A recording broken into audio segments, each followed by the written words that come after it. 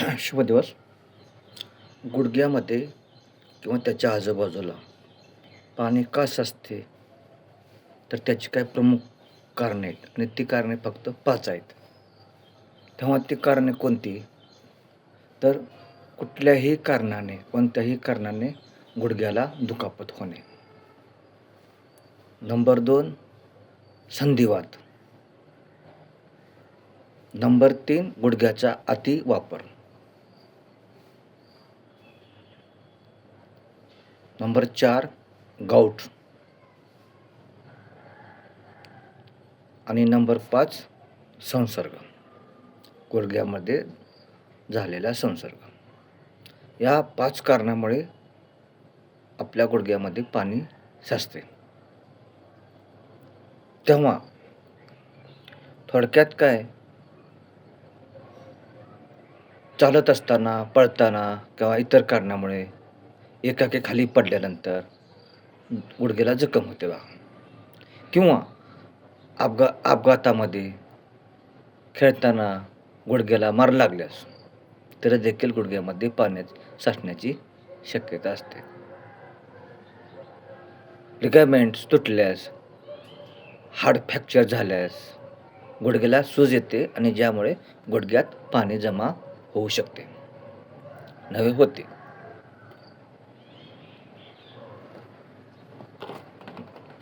संधिवातमध्ये म्हटलं तर ऑस्टिओआर्थरायटिस किंवा रुमेआर्थरायटिस यासारख्या आजारामुळे काय होतं, सांध्याची झीज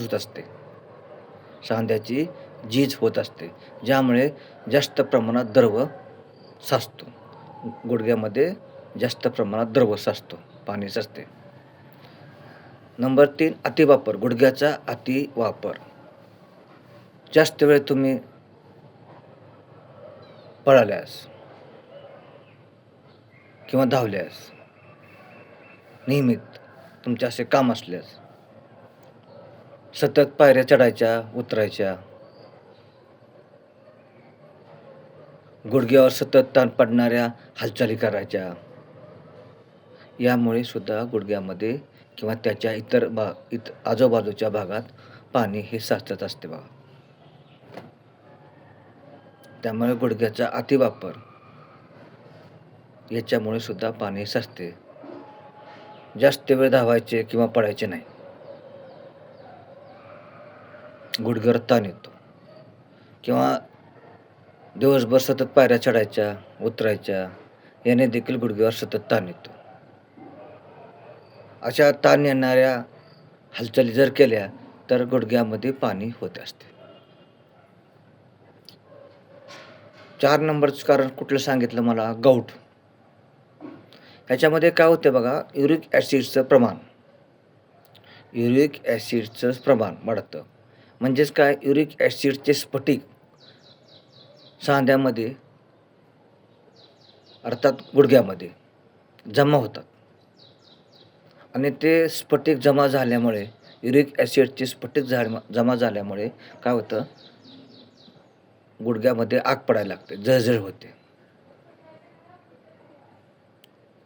आणि पाणीच साचण्याची शक्यता असते. तेव्हा गुडघ्यामध्ये जर इन्फेक्शन झाले तरी देखील गुडघ्यामध्ये पाणी साचण्याची शक्यता दाट असते. आता इन्फेक्शन म्हणजे काय, तर गुडघ्यामध्ये बॅक्टेरियाचा संसर्ग झाला, थोडक्यात सेप्टिक इन्फेक्शन, आर्थरायटिस म्हणू याला. जर गुडघ्यामध्ये बॅक्टेरियाचा संसर्ग, इन्फेक्शन झाला तर काय होतं, पू किंवा द्रव तयार होतो आणि गुडघ्यामध्ये पाणी साचायला सुरुवात होते, ज्यामुळे गुडघा सुजतो बघा.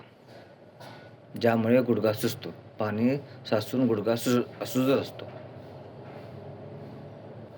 त्यामुळे गुडघ्यामध्ये इन्फेक्शन होऊ नये याची काळजी घेतली पाहिजे आपण. तेव्हा बॅक्टेरियल इन्फेक्शन जर झाले गुडघ्यामध्ये तर गुडघ्यामध्ये पू किंवा द्रव साचतो आणि मग गुडघ्याला सूज येते. तेव्हा इन्फेक्शन हे एक गुडघ्यामध्ये पाणी साचण्याचं प्रमुख कारण आहे. तेव्हा गुडघ्यामध्ये पाणी साचण्याची प्रमुख 5च कारणे आहेत. एक, गुडघ्यामध्ये झालेले इन्फेक्शन, कोणत्याही कारणामुळे झालेली गुडघ्याला दुखापत. नंबर 3, संधिवात. संधिवात संधिवातमध्ये काय ऑस्टिओआर्थरायटिस किंवा रुमे आर्थरायटिस यासारख्या आजारामुळे काय होतं, सांध्याची झीज होते आणि सांध्याची झीज झाली ज्यामुळे जास्त प्रमाणात द्रव तयार होतो. नंबर 4, गुडघ्याचा जर अतिवापर केला, उदाहरणार्थ जास्त पळायचे, जास्त धावायचे, सतत पायऱ्या चढायच्या, उतरायच्या, गुडघ्यावर ताण पडणाऱ्या हालचाली करायच्या, यामध्ये गुडघ्यात पाणी साचण्याची शक्यता दाट असते. आणि 5, गाऊट म्हणजे काय, युरिक ॲसिडचे स्फटिक जर सांध्यात जमा झाले तरी देखील गुडघ्यामध्ये पाणी साचण्याची शक्यता असते. तेव्हा ही प्रमुख 5 कारणे आहेत गुडघ्यामध्ये पाणी साचण्याची. तेव्हा काळजी घ्या, पण काळजी करू नका.